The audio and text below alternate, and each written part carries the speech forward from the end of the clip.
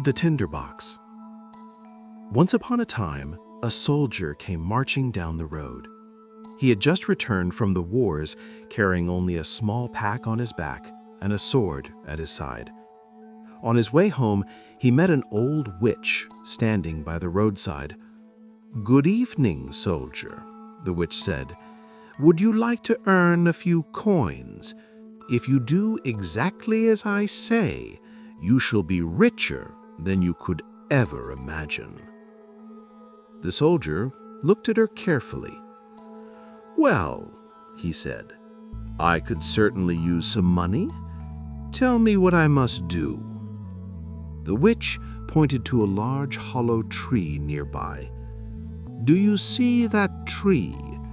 If you climb down inside, you'll find 3 great chambers. In the first chamber sits a large dog with eyes as big as saucers. In the second chamber sits another dog, even larger, with eyes like mill wheels. In the third chamber, you'll find the biggest dog of all, with eyes as large as the round tower in Copenhagen. Each of these dogs guards a chest filled with coins. You may take as much as you want, but first you must bring me the Tinderbox that lies at the bottom under the third chest. That's all I ask." The soldier thought this over. "What do I get out of it?" he asked.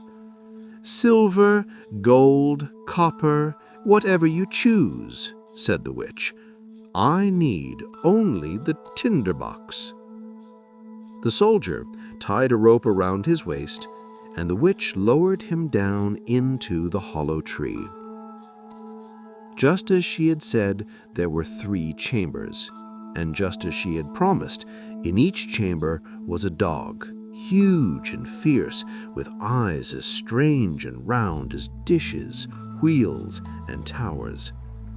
But the witch had also given him a blue-checked apron. She had said, "Spread this apron on the floor. Place each dog upon it while you take the coins, and they will not harm you." So the soldier did as he was told. He placed the first dog on the apron and filled his pockets with copper coins. In the second chamber, he laid the great dog upon the apron and stuffed his knapsack with silver. In the third chamber, he lifted the monstrous dog, its eyes larger than the round tower itself, onto the apron and filled his pockets, boots, and even his hat with gold coins. At last, he had more wealth than he could carry. Then he saw the Tinderbox beneath the chest. "Why does the witch want this old thing?" he thought. But he picked it up anyway. When he climbed back up the tree, the witch asked eagerly, "The Tinderbox, give it to me." "Not so fast," said the soldier. "Tell me why you want it." "That is no business of yours," said the witch. "Very well," said the soldier, drawing his sword. "If you won't tell me, then you'll tell no one." And with that, he cut off her head. Now he had all the money and the Tinderbox.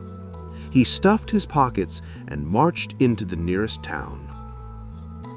In the town, the soldier rented fine rooms, dressed in splendid clothes, and soon became very rich. He gave money freely to the poor, and everyone said, "He's a generous man." But he did not work, and he spent money as quickly as he got it. After some time, his money was nearly gone. He lived now in a small attic, and his clothes grew shabby. One night, he remembered the Tinderbox. "What is so special about this?" he wondered. He struck a spark with it, and suddenly the great dog with eyes as big as saucers appeared before him. "What is your command, master?" the dog asked. The soldier stared in amazement.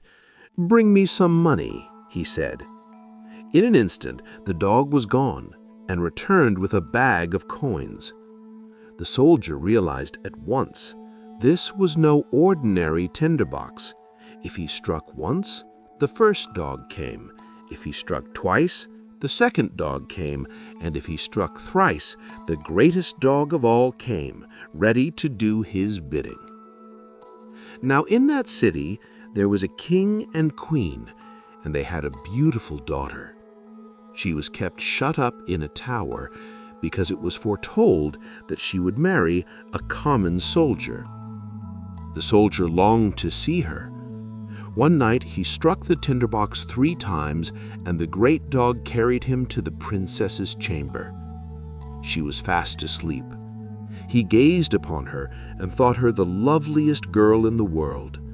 By dawn, the dog carried him back again.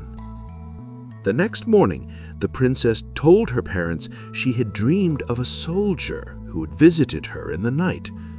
The queen guessed the truth and ordered an old nurse to watch.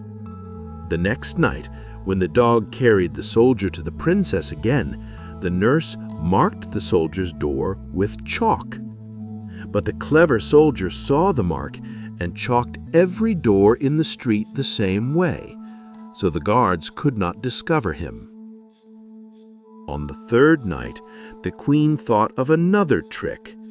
She sewed a little bag of flour beneath the princess's bed and cut a hole in it so it would spill along the path the dog took. When the dog carried the soldier away, a trail of flour marked his way straight to the soldier's house. The next morning, soldiers seized him and dragged him before the king. They took away his tinderbox, and he was condemned to die. The soldier was led to the scaffold. He looked around at the people. "This is my last hour," he thought. Then he asked the king for a final wish, to smoke a pipe. The king allowed it. The soldier struck once on the tinderbox. Out came the dog with eyes like saucers. He struck twice. The second dog appeared. He struck thrice. The greatest dog of all, with eyes like towers. "Help me now!" cried the soldier. The dogs leapt upon the king and queen and upon all the judges and counselors. They seized them and tossed them high into the air, so they fell down and were broken into pieces. The people were astonished. "Will you be our king?" they cried to the soldier. "And will you have the princess as your queen?" "Yes," said the soldier, and at once the dogs danced around him with joy. The wedding was held, and the soldier married the princess.